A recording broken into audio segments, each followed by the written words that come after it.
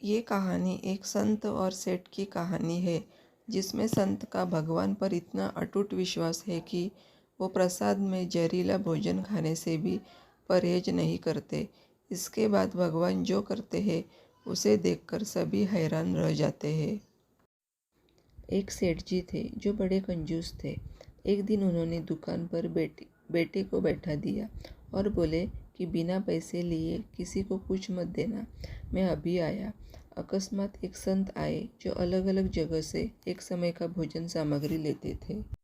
लड़के से कहा, बेटा जरा नमक दे दो। लड़के ने संत को डिब्बा खोलकर एक चम्मच नमक दिया।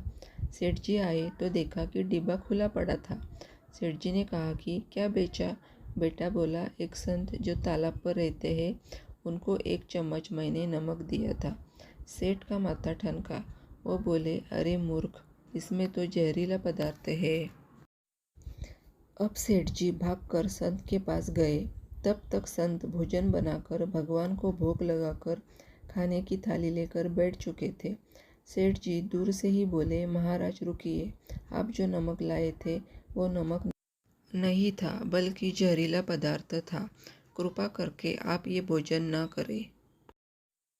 संत जी बोले, भाई हम तो प्रसाद लेंगे ही, क्योंकि भोग लगा दिया है। भोग लगाकर भोजन छोड़ नहीं सकते। अगर भगवान को भोग नहीं लगता तो भोजन जरूर छोड़ देते। ये कहकर संत ने भोजन को प्रसाद समझकर खाना शुरू कर दिया। सेठ जी के होश ही उड़ गए। वो रात भर वहीं बैठे रहे।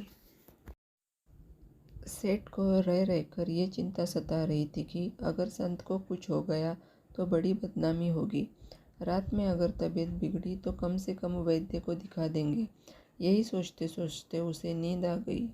सुबह रोज की तरह संत जल्दी उठ गए और नदी में स्नान करने लगे।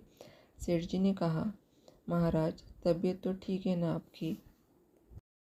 संत बोले, भगवान की कृपा है। इसके बाद वे पूजा के लिए मंदिर चले गए। जैसे ही संत ने मंदिर का द्वार खोला तो देखा कि भगवान के श्री विग्रह के 2 भाग हो गए हैं और शरीर काला पड़ गया है। ये देखते ही सेठ को जब सब समझ आ गया कि भक्त के अटल विश्वास को देखकर भगवान ने भोजन का जहर भोग के रूप में स्वयं ग्रहण कर लिया और भक्त को प्रसाद ग्रहण कराया। इसके बाद सेठ ने तुरंत घर जाकर बेटे को दुकान सौंप दी और स्वयं संत की शरण में आकर भगवान की भक्ति करने लगे।